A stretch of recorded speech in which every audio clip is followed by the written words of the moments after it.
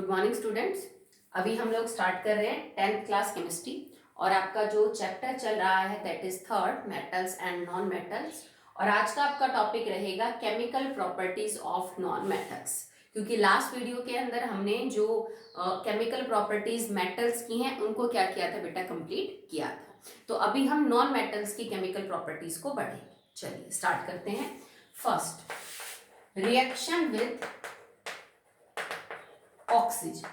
ठीक है, जैसे मेटल्स में भी हमने वाटर, ऑक्सीजन, क्लोरीन, एसिड, इन सब के साथ रिएक्शन पढ़ी थी। तो कुछ रिएक्शन कॉमन पढ़ेंगे जो नॉन मेटल्स भी करते हैं। ओके, सो जब मेटल रिएक्ट करता है ऑक्सीजन के साथ तो वो ऑक्साइड बनाता है, मेटल ऑक्साइड। ओके, और जिनका नेचर जनरली बेसिक होता है। Non metals react with oxygen to form non metal oxides.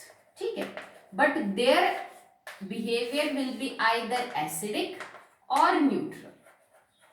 ठीक है, जनरली तो ऐसा ही होता है कि ज्यादातर जो आपकी नॉन मेटल की ऑक्साइड्स हैं वो एसिडिक की नेचर ही होती हैं, पर कुछ उनमें न्यूट्रल भी देखने को जो है वो मिलती हैं। ओके, तो जैसे मेटल की ऑक्साइड जनरली बेसिक की नेचर होती हैं, नॉन मेटल्स की ऑक्साइड जनरली एसिडिक की नेचर होती है, but there are few that are neutral in the nature. Okay, तो चलिए स्टार्ट करते हैं। पहले एसिडिक ऑक्साइड को पढ़ेंगे, कौन कौन से नॉन मेटल है जो एसिडिक बनाते हैं, कौन कौन से न्यूट्रल बनाते हैं। Okay, so first we are discussing this that is acidic oxide. Okay, just like carbon react with oxygen to form carbon dioxide. ये जलता है, मतलब अगर आप कार्बन को ऑक्सीजन की प्रेजेंस में जलाएं, हवा की प्रेजेंस में जलाएं जिसमें ऑक्सीजन है, तो हीट करने पे ये कार्बन डाइऑक्साइड गैस में कन्वर्ट हो जाता है। कार्बन सॉलिड ऑक्सीजन गैस की प्रेजेंस में जब जलेगा तो कार्बन डाइऑक्साइड बनाएगा। अगर आपको कार्बन डाइऑक्साइड का नेचर प्रूव करना है तो देखो, carbon dioxide gas react with water. ठीक है, ये रिएक्शन तुम्हारी करी हुई है to form H2CO3 that is carbonic acid.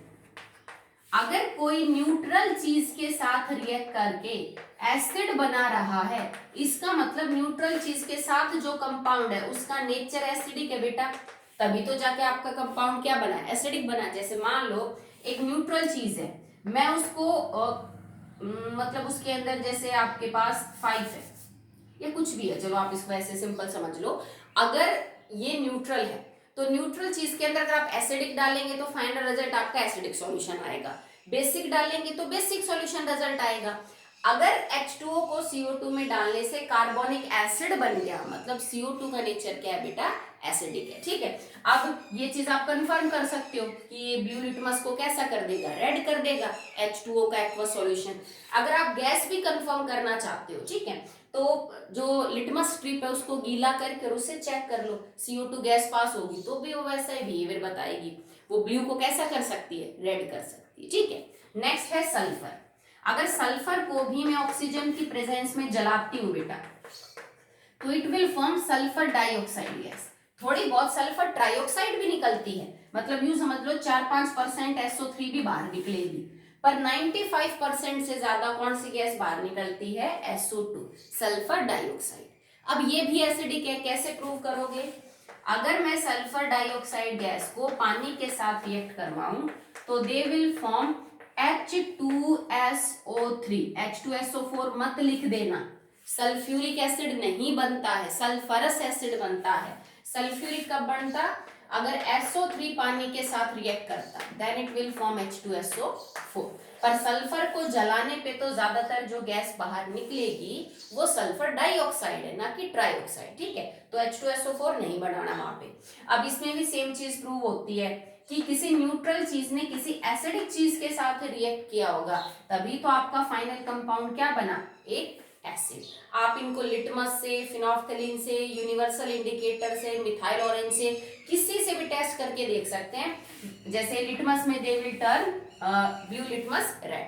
अगर आप बात करेंगे अबाउट यूनिवर्सल इंडिकेटर तो इसका जो कलर है वो समथिंग ऑरेंज आएगा दोनों का, क्योंकि दोनों कमजोर एसिड है। ठीक है, मिथाइल ऑरेंज, बाकी सबसे जो कलर से आप आइडेंटिफाई कर लोगे कि these two compounds are acidic in the nature. तो इसका मतलब जिन ऑक्साइड से ही मिलके बने हैं पानी के साथ रिएक्शन करके, उनका नेचर भी कैसा है, एसिडिक। ओके, चलिए नेक्स्ट देखिए।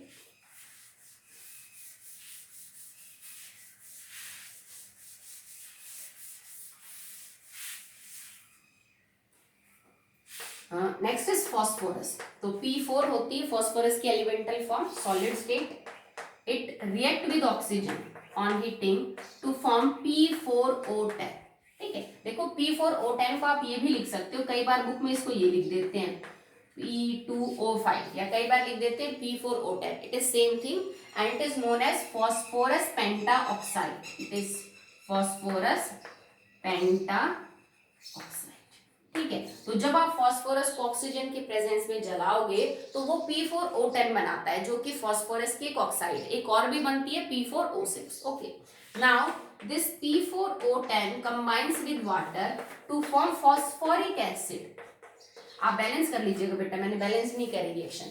फॉस्फोरिक एसिड बनेगा, सेम न्यूट्रल चीज के साथ कोई एसिडिक चीज कंबाइन करेगी तभी तो क्या बना होगा, एसिड। इस एसिड का बिहेवियर आप कंफर्म कर सकते हो by using litmus, methyl orange and all that.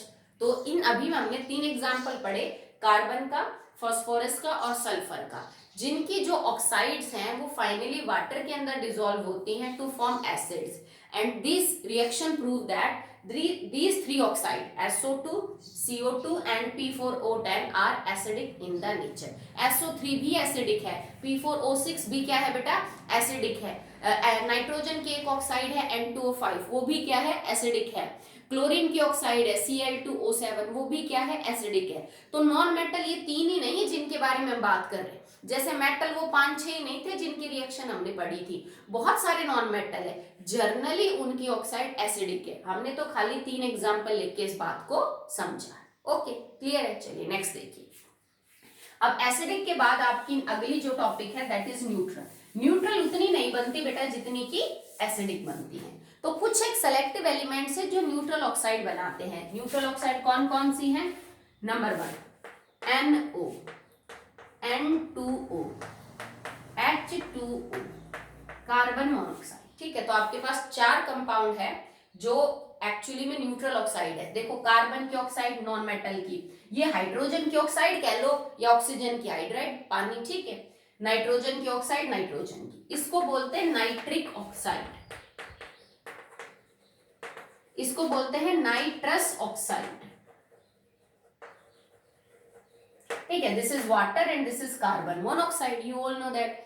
ये चारों की चारों न्यूट्रल कैटेगरी की ऑक्साइड्स हैं, ना ये एसिड के साथ रिएक्शन करती है ना ये बेस के साथ रिएक्शन करती है। ठीक है, मतलब ना इनमें एसिडिक बिहेवियर है ना ही इनमें बेसिक बिहेवियर है, they are all of the category neutral. Okay, एक दो बनती कैसे हैं वो हम देख लेते हैं। जैसे कार्बन मोनोऑक्साइड कब बनती है बेटा? कार्बन को अगर आप जैसे एक कार्बन को, 1 मोल कार्बन को अगर आप 1 मोल ऑक्सीजन गैस दोगे तो बनेगा कार्बन डाइऑक्साइड का 1 मोल।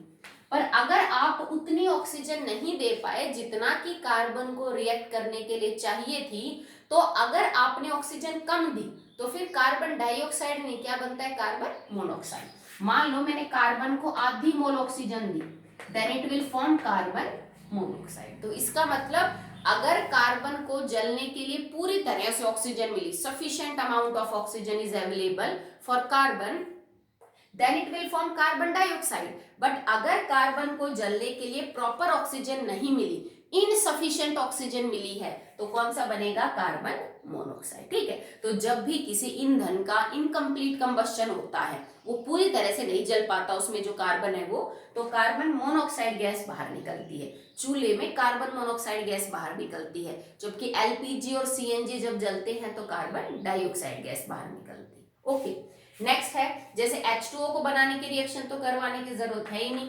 H2 प्लस में O2 electric spark and H2, तो ऐसे आप पानी बना सकते हो। NO कब बनती है बेटा? नाइट्रिक ऑक्साइड कभी कभी बनती है एटमॉस्फेयर में, क्योंकि इसको बनने के लिए टेम्परेचर बड़ा हाई चाहिए। N2 plus O2, temperature range है 2700 से 3000 degree Celsius and then it will form NO2। ये कब रिएक्शन होती है? देखो, एटमॉस्फेयर में 78% नाइट्रोजन, ऑक्सीजन 21%, पर फिर भी ये सीधा रिएक्शन करके NO नहीं बनाते, क्योंकि इन दोनों को कंबाइन करने के लिए जो टेम्परेचर चाहिए ना वो इतना हाई है, और हमारे यहाँ टेम्परेचर इतना हाई नहीं है किसी भी लेयर के एटमॉस्फेयर में। ये कब मिलता है इतना टेम्परेचर हाई? जब बिजली कड़कती है, जब आसमान में बिजली कड़कती है तो उस बिजली में इतना टेम्परेचर होता है, और उस टाइम पे नाइट्रोजन ऑक्सीजन के साथ रिएक्ट करके क्या बनाती है बेटा, NO, that is nitric oxide की फॉर्मेशन करती है। ठीक है, तो ये कुछ मेथड्स है जिनसे आप जो न्यूट्रल ऑक्साइड है उनको भी बना सकते हो। तो याद रखिएगा ये 4 तो न्यूट्रल है, और बाकी जो बताए मैंने 4-5 एग्जाम्पल, जैसे SO2, SO3, CO2, इसके अलावा N2O5, P4O10, Cl2O7, ये सब की सब जो है वो क्या है, I2O5। मैं नाम लिख देती हूँ क्योंकि अभी तुम छोटे हो थोड़े, तो अभी तुम्हें इतने के बारे में पता नहीं है, पर ये नहीं कि सिर्फ 3 ही नॉन मेटल है जिनकी ऑक्साइड्स एसिडिक है।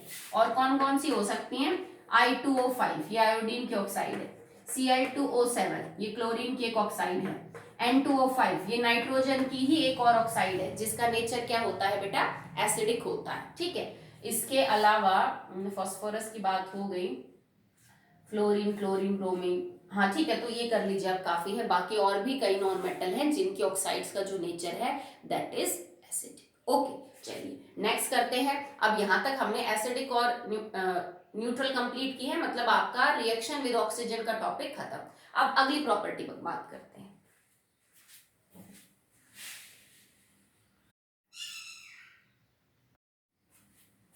So now the next second property is reaction with water, जैसा हमने मेटल्स के केस में भी पढ़ा था, but non metals generally water के साथ रिएक्ट नहीं करते। Okay, so generally do not react with water,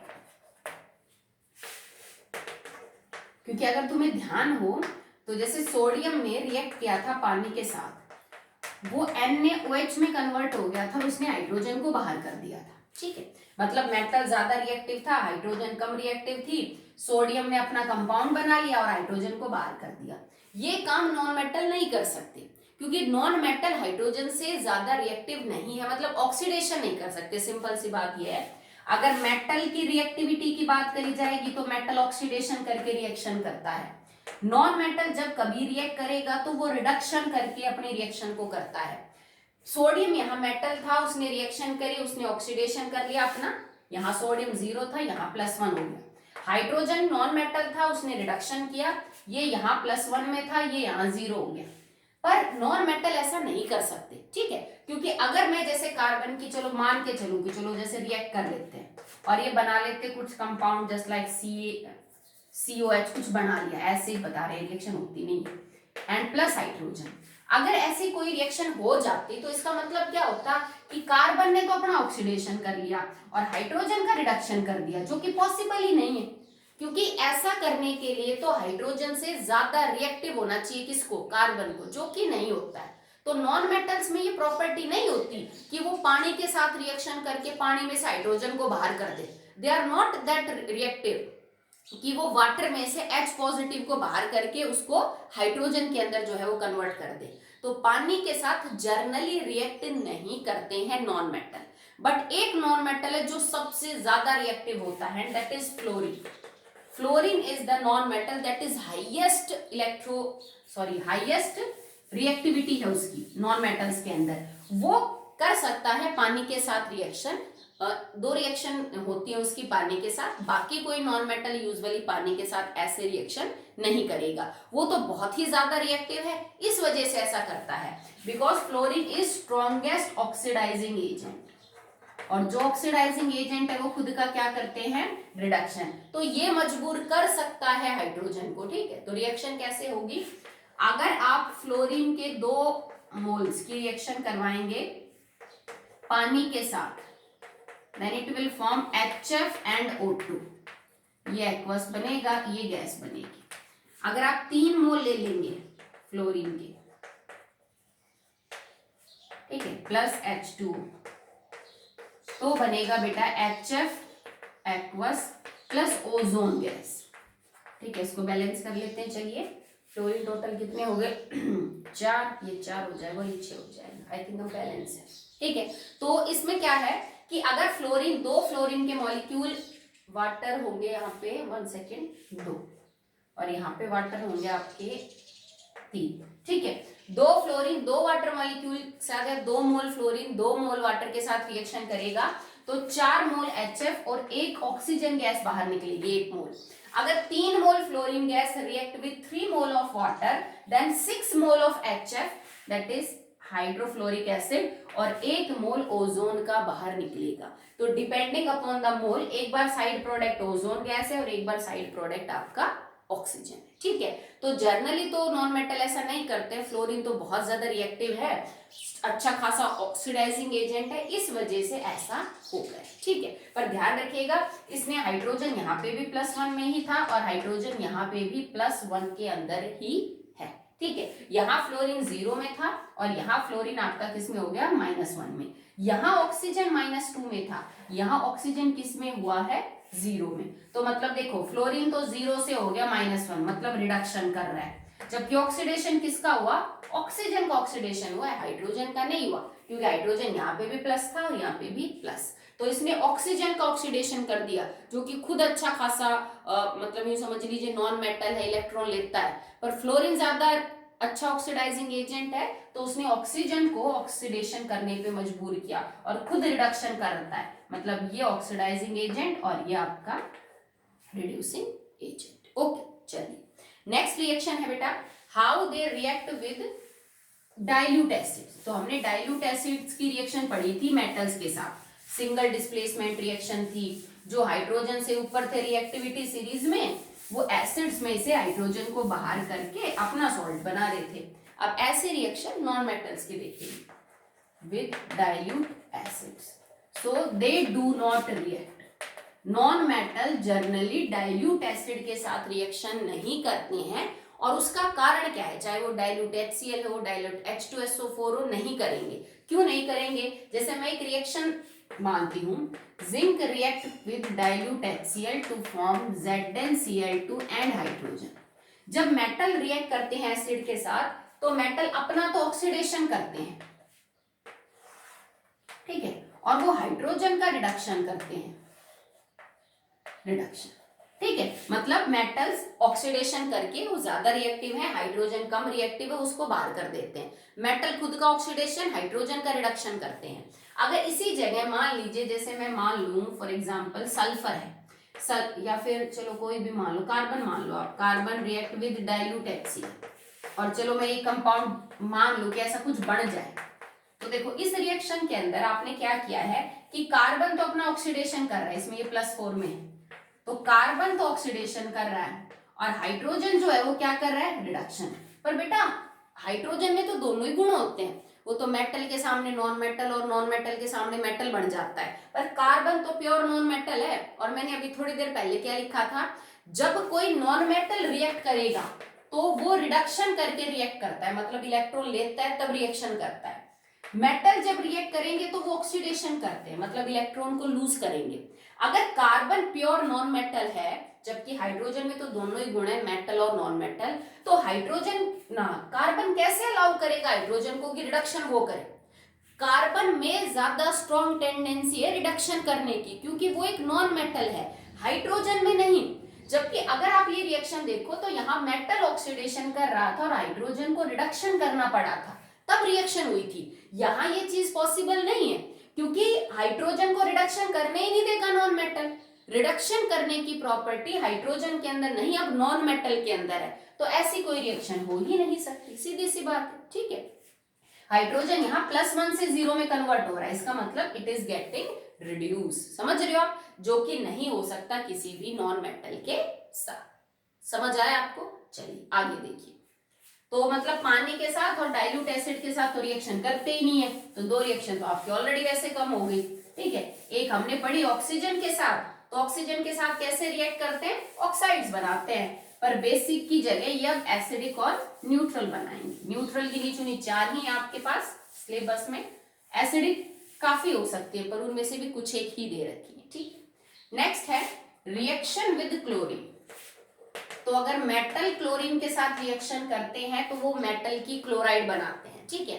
अगर नॉन मेटल क्लोरीन के साथ रिएक्ट करेंगे गैस के साथ तो कोई बात नहीं, वो नॉन मेटल अपनी क्लोराइड बना लेंगे, ठीक है। और ये जो कंपाउंड है जर्नली कोवलेंट होंगे, ठीक है। जैसे अगर ऑक्साइड की भी मैं बात करूं कि नॉन मेटल जब अपनी ऑक्साइड बनाते हैं तो उनका नेचर कोवलेंट होता है। अगला टॉपिक है आपका आयनिक और कोवलेंट क्या है, तो मैं अभी नहीं समझा रही हूँ। मेटल जो ऑक्साइड बनाते हैं उनका जनरली नेचर आयनिक होता है। तो यहाँ पे भी जो नॉन मेटल क्लोराइड्स बनेंगी their nature will be majorly covalent, वो कोवलेंट कैटेगरी की जो है वो क्लोराइड्स होंगी, ठीक है। और आप इनको कैसे बना सकते हैं, जैसे for example hydrogen gas react with chlorine gas to form HCl। भाई क्लोरीन ने रिएक्ट कर लिया ना हाइड्रोजन के साथ, ये एक नॉन मेटल है, ठीक है। और यहाँ पे chlorine gas react with hydrogen gas to form HCl, hydrogen chloride gas. और ये रिएक्शन होती है in the diffused sunlight. Diffuse sunlight का मतलब है बेटा कि धुंधली सी रोशनी, डिम रोशनी में रिएक्शन हो जाएगी। अगर यहाँ पे मैं फ्लोरीन ले लेती तो यही रिएक्शन आप डार्क में भी करवा सकते हो, क्योंकि फ्लोरीन इतना ज्यादा रिएक्टिव है कि वो अंधेरे में भी रिएक्शन कर लेगा, ठीक है। अगर यहाँ पे मेरे पास ब्रोमीन होता, ठीक है, तो ब्रोमीन के लिए आपको जो है वो यहाँ पे लाइट लेनी पड़ती है अच्छी खासी, और फिर बनता है HBr, बैलेंस कर लेना। अगर आप आयोडीन ले लेते यहाँ पे तो लाइट भी लेनी पड़ती और आपको कैटलिस्ट भी लेना पड़ता प्लेटिनियम, तब जाके आपका HI बनता, ठीक है। तो देखो ये तो मैंने पैटर्न समझाया सिर्फ आपको कि क्लोरीन के साथ ऐसे रिएक्शन होगी तो फ्लोरीन, ब्रोमीन और आयोडीन भी जो है, क्योंकि ये भी बेटा नॉन मेटल ही है, रिएक्शन विद क्लोरीन के अंदर जैसे आपने ये रिएक्शन पढ़ी, तो क्योंकि क्लोरीन थोड़ा ठीक ठाक रिएक्टिव है तो वो डिम लाइट में भी रिएक्शन कर लेगा, पर फ्लोरीन बहुत रिएक्टिव है तो अंधेरे में भी रिएक्शन कर लेता है। अब ब्रोमीन थोड़ा कम रिएक्टिव है क्लोरीन से भी, तो उसको लाइट चाहिए तब रिएक्शन होगी।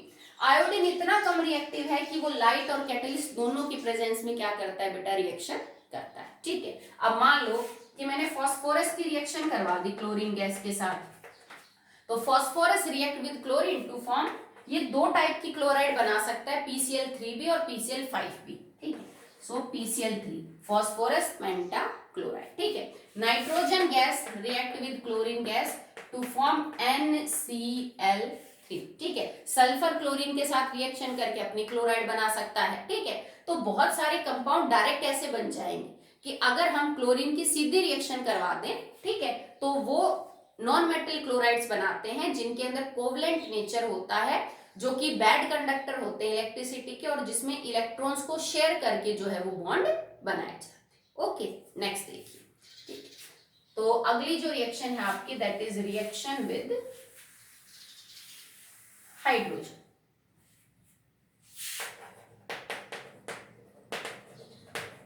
तो देखो हाइड्रोजन के साथ जो नॉन मेटल है वो कैसे रिएक्ट करेंगे, तो हाइड्रोजन के सामने जब बेटा नॉन मेटल आता है ना, तो हाइड्रोजन मेटल की तरह काम करने लग जाता है। मतलब इन कंपाउंड्स में नॉन मेटल पे तो नेगेटिव चार्ज रहेगा और हाइड्रोजन पे क्या रहेगा, पॉजिटिव। तो ये जो अभी मैंने रिएक्शन लिखी हुई है ये वाली चार, ये चार आप इस कैटेगरी में लिख सकते हो, क्योंकि देखो इसमें हर नॉन मेटल हाइड्रोजन के साथ ही तो रिएक्ट कर रहे हैं ना। Non metal chlorine react with hydrogen, non metal fluorine react with hydrogen, bromine hydrogen, iodine hydrogen. तो जब कभी भी कोई नॉन मेटल हाइड्रोजन के साथ रिएक्ट करता है तो वो क्या बनाएगा, नॉन मेटल हाइड्राइड्स। तो compounds of hydrogen are known as hydrides, metal hydride, non metal hydrides. तो ये सारी हाइड्राइड है भाई, this is hydrogen chloride, chlorine की हाइड्राइड, फ्लोरीन की हाइड्राइड, ब्रोमीन की हाइड्राइड एंड आयोडीन की हाइड्राइड, ठीक है। जैसे एक ये रिएक्शन है, नाइट्रोजन गैस हाइड्रोजन गैस के साथ रिएक्ट करता है टू फॉर्म अमोनिया। अब अमोनिया एक नाइट्रोजन की तो हाइड्राइड है, ठीक है। Hydrogen gas react with sulphur to form H2S। अब H2S क्या है, हाइड्रोजन की ही तो क्या है बेटा, सॉरी सल्फर की ही तो क्या है, हाइड्राइड है, सिंपल है। अब now H2 react with O2 to form H2। अब H2O अगर ऑक्सीजन की हाइड्राइड है तो ये हाइड्रोजन की ऑक्साइड है। भाई मैंने इसको ऑक्साइड टॉपिक में भी पढ़ाया क्योंकि ये हाइड्रोजन की ऑक्साइड है, पर ये ऑक्सीजन की हाइड्राइड भी तो है, ठीक है। तो अगर कोई नॉन मेटल हाइड्रोजन के साथ रिएक्ट करता है so they will form hydride, non metal hydrides. और नॉन मेटल के सामने हाइड्रोजन हमेशा मेटल का काम करेगा, तो इन सब कंपाउंड्स में हाइड्रोजन के ऊपर +1 चार्ज रहेगा, यहाँ +1, यहाँ +1, +1, +1, +1, +1 एंड +1, ठीक है। और इसके कंपैरेटिव जो नॉन मेटल है वो हमेशा नेगेटिवली चार्ज होगा। सल्फर -2, ऑक्सीजन -2, क्लोरीन -1, -1, -1, -1, नाइट्रोजन के ऊपर यहाँ चार्ज कितना रहेगा बेटा, दैट इज -3। ठीक है, तो इन सारे कंपाउंड, सारे covalent compound, these all compounds are covalent in the nature, जिसके अंदर इलेक्ट्रॉन्स जो है वो शेयर करके जो है बेटा वो क्या बनाया जाता है, बॉन्ड बनाया जाता है। Again I am telling you, अगर ये कोई मेटल की हाइड्राइड होती, जैसे मैं लिख देती सोडियम हाइड्राइड, तो हाइड्रोजन मेटल के सामने नॉन मेटल बन जाता और इस पे चार्ज नेगेटिव आ जाता और इस पे क्या आता, पॉजिटिव। पर अगर नॉन मेटल के साथ है तो किसका काम करेगा, मेटल का काम करेगा। ओके, नेक्स्ट रिएक्शन देखिए।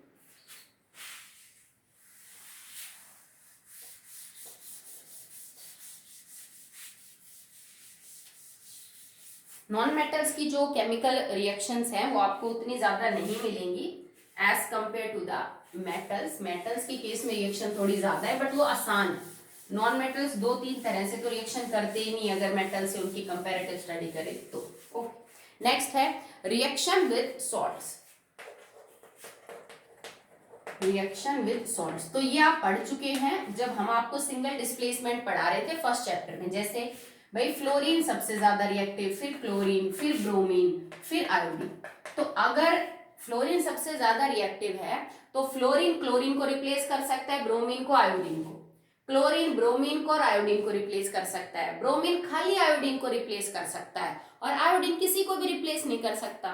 तो अगर मैं एक कंपाउंड बना दूं NaBr और मैं उसकी क्लोरीन के साथ रिएक्शन कर रहा हूं तो ये सॉल्ट ही तो है, salt react with non metal. ठीक है, तो क्लोरीन ज्यादा रिएक्टिव है ब्रोमीन से, तो ब्रोमीन को बाहर कर देगा, खुद का कंपाउंड बना लेगा NaCl और प्लस में Br2। अगर मैं यहाँ पे बना देती Ki react with bromine, non metal react with salt, तो ये ज्यादा रिएक्टिव, आयोडीन कम, क्या बन जाता, KBr प्लस में आपका I2 बाहर। अगर आप ये ले लेते KCl react with fluorine, fluorine ज्यादा रिएक्टिव क्लोरीन कम, ठीक है, तो ये क्या करता, KF बन जाता और क्लोरीन हो जाता बाहर। ठीक है, तो यहाँ एक सॉल्ट ने किसी नॉन मेटल के साथ रिएक्शन किया, बेटा पैटर्न यहाँ पे भी वही है, जैसे ज्यादा रिएक्टिव मेटल कम रिएक्टिव को बाहर कर सकता है, एक ज्यादा रिएक्टिव नॉन मेटल एक लेस रिएक्टिव नॉन मेटल को रिप्लेस कर सकता है, जो हमने यहाँ पे करके दिखाया। क्लियर है? चलिए, now the last chemical property of non metal is their oxidising behaviour. अगर मेटल्स के अंदर प्रॉपर्टी होती है कि वो ऑक्सीडेशन करते हैं अपनी रिएक्शन में, मेटल जब भी बेटा रिएक्शन करेंगे मेजरली वो ऑक्सीडेशन करके करेंगे, और ऑक्सीडेशन करेंगे तो वो अच्छे क्या होंगे, रिड्यूसिंग एजेंट। तो जब भी नॉन मेटल रिएक्शन करेंगे वो रिडक्शन करके करेंगे और इसलिए वो अच्छे क्या हो जाएंगे, ऑक्सीडाइजिंग एजेंट। ठीक है, तो चलिए चेक करते हैं कुछ एक रिएक्शन जिसमें नॉन मेटल ऑक्सीडाइजिंग एजेंट है। जैसे hydrogen react with chlorine to form HCl। अब हाइड्रोजन पे 0, क्लोरीन पे 0, यहाँ +1 और यहाँ -1, तो 0 से +1 होना ऑक्सीडेशन और 0 से -1 होना रिडक्शन। जो रिडक्शन करेंगे ऑक्सीडाइजिंग एजेंट, जो ऑक्सीडेशन करेंगे रिड्यूसिंग एजेंट। तो देखो भाई क्लोरीन नॉन मेटल है, इसने रिडक्शन किया तो ये अपने रिएक्शंस में ऑक्सीडाइजिंग एजेंट का काम जो है बेटा करता है। ठीक है, चलिए नेक्स्ट देख लीजिए। Sodium react with chlorine to form sodium chloride. +1 0 0 +1 -1, 0 से +1 होना ऑक्सीडेशन और 0 से नेगेटिव रिडक्शन। तो इस रिएक्शन में भी रिडक्शन कर रहे हैं तो कौन से होंगे, ऑक्सीडाइजिंग एजेंट। और चेक कर लीजिए, नॉन मेटल की है, carbon react with oxygen to form carbon dioxide.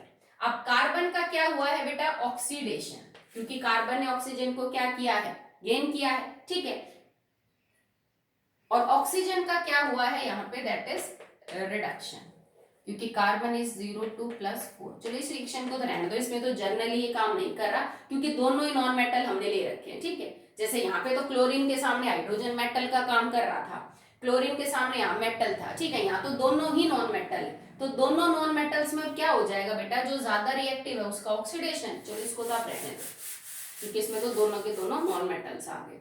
Next reaction देखिए आप, और कोई जैसे कि हाँ ये देखिए, hydrogen react with sulphur to form H2S।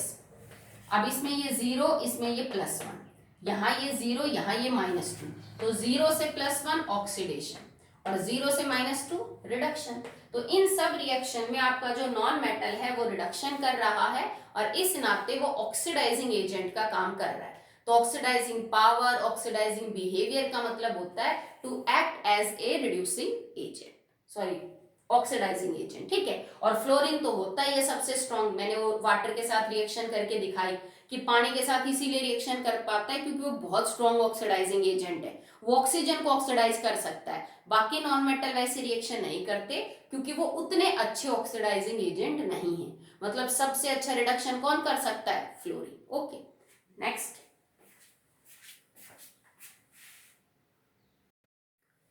So after this, तो हमने chemical properties of metal and non metal complete कर दी है बेटा। तो आपकी बुक में 2 डिफरेंसेस की टेबल दे रखी है, metal non metal, physical properties के हिसाब से अंतर, प्रॉपर्टी सामने लिखी हुई है, तो वो आप अपनी बुक नोटबुक में ऐसे कैसे बना लेना।